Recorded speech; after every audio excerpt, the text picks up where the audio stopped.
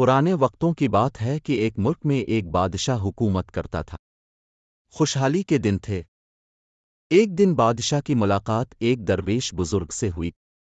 بزرگ بہت ہی نیک اور پرہیزگار تھا۔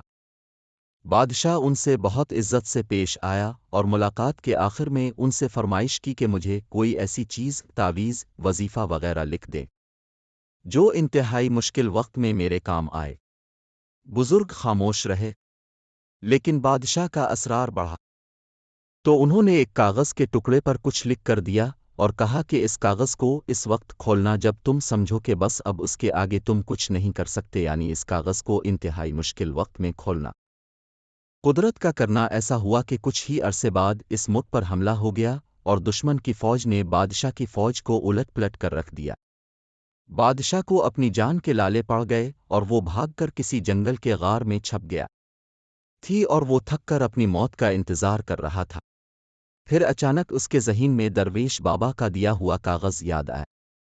اس نے اپنی جیبیں ٹٹولی تو وہ کاغذ خوش قسمتی سے اس کے پاس ہی تھا۔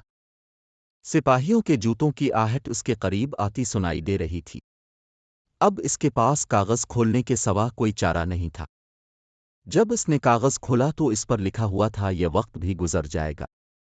بادشاہ کو بہت غصہ آیا کہ بزرگ نے میرے ساتھ یہ کیا کھیل کھیلا ہے، لیکن افسوس وہ کچھ نہیں کر سکتا تھا۔ اس نے تحریر کو کئی بار پڑھا لیکن اس کی سمجھ میں کچھ نہیں آ رہا تھا کہ درویش نے یہ کیا لکھا ہے اور یہ کیوں لکھا ہے۔ سپاہیوں کا انتظار کرنے لگا۔ سپاہی آئے تو اس نے مقابلہ کیا اور وہ بچ نکلا۔ اس کے بعد کئی مدت تک بادشاہ بہت خار ہوا۔ کافی سال وہ اس مصیبت کو جھیلتا رہا۔ آخر کار اس نے دوبارہ ہمت کی اور اپنی فوج اکٹھی کرنا شروع کر دی۔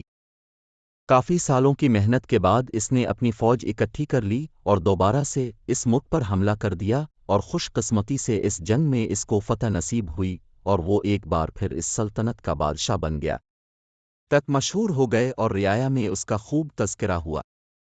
اس کی بہادری کے قصے دور دور میں اور دربار سے باہر بھی لوگ صرف اپنے بہادر بادشاہ کو دیکھنے کے لیے آنے لگے۔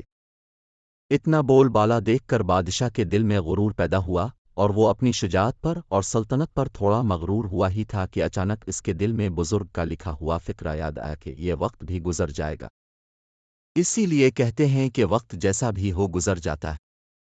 ہمیں چاہیے کہ ہم مشکل وقت میں صبر کا دامن اپنے ہاتھ سے نہ چھوڑیں اور اپنے اچھے وقت میں اپنے آپ کو تکبر سے بچائیں، کیونکہ وقت جیسا بھی ہو، اچھا ہو یا برا ہو، گزر جاتا ہے۔